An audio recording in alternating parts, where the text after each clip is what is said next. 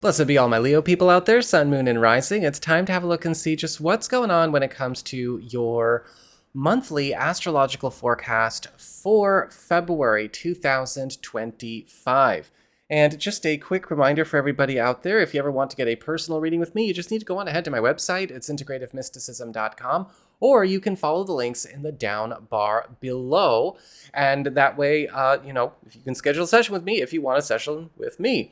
And don't forget to like and subscribe as well, because of course you want to be in the know as to when my other videos come out on this channel, such as my weekly forecasts, special astrology reports, and so on. So what's going on when it comes to your February? Well, the first half of the month, it's all about the Sun and Mercury in Aquarius together, really pushing forward some intense accelerated developments in your 7th house of partnerships and closest one-on-one connections. This is the area that's all about your boyfriend, girlfriend, your BFF, your business partner, your husband, wife, your roommate, all of your most involved one-on-one connections and joint pursuits. With the Sun and Mercury together here, this is a time where a lot of progress is getting made faster for you, especially around things that you're looking to accomplish with all of your relationship goals in these regards. This can also be a time where you might be noticing a big shift in terms of maybe a relationship direction, or maybe even something getting a chance to finally catch up or move faster or evolve or mature faster than it's been going. And for those of you curious about new relationship opportunities, new business alliances, new friendships, new close connections and joint ventures, yes, the Sun and Mercury together are definitely working to bring the right people into your field of vision.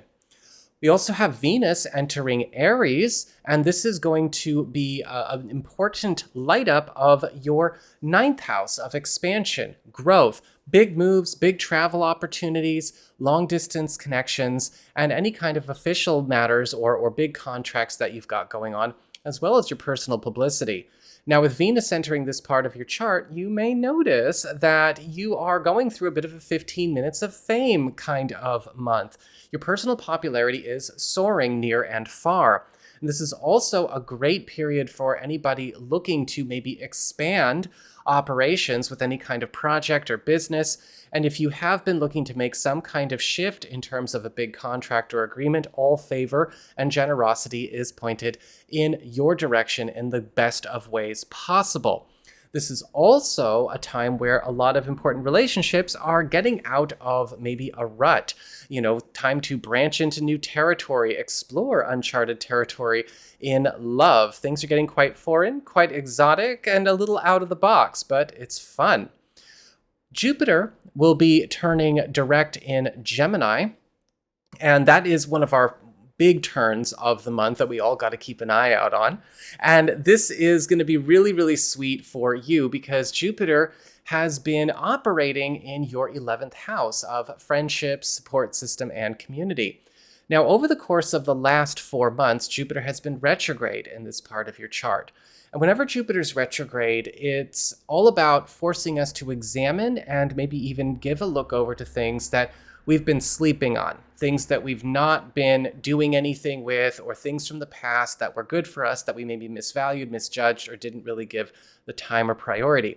In this case, this could be good things coming to you through friendships, through community, or maybe even connections that didn't quite evolve into strong friendships or a strong support system the way they should have or could have. And so anything that did get reintegrated, things that you did let back in, things that you did take another look over, are really going to be having their time to shine in February. Because once Jupiter turns direct, well, we've got him renewing his focus on expansion, prosperity, and good fortune.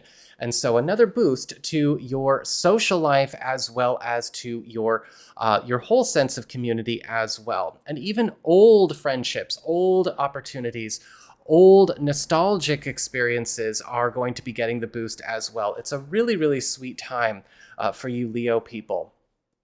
Mid-month, we've got a very important transition point going on with a full moon in your sign while also square to Uranus in Taurus.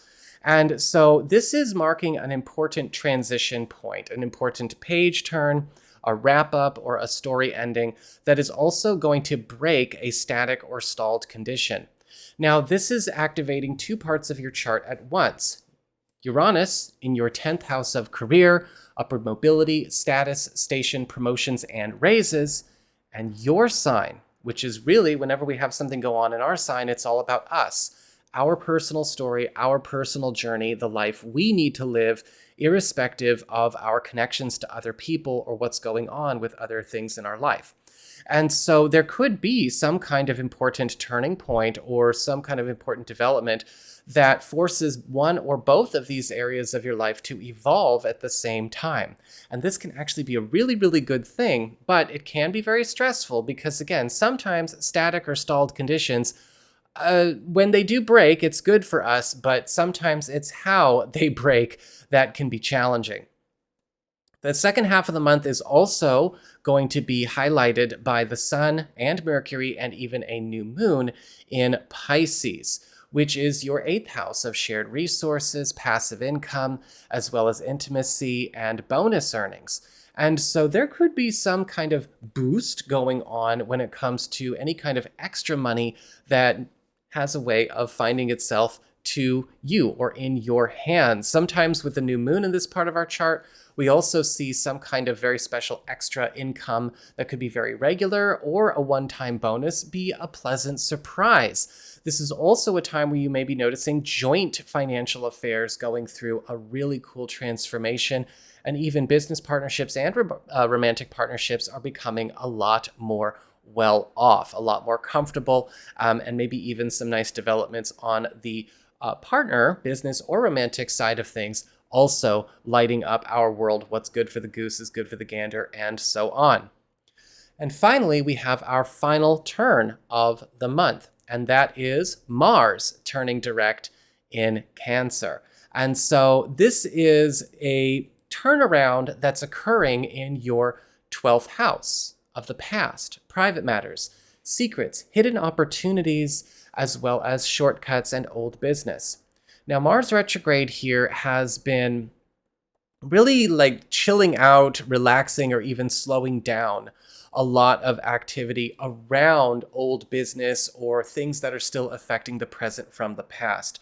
And over the course of the last month or so, a lot of you Leo people have been getting pushed to kind of take advantage of where Mars retrograde has been giving you a chance to wrap up or catch up or make up for lost time with things that you've lost track of or fell behind yourself.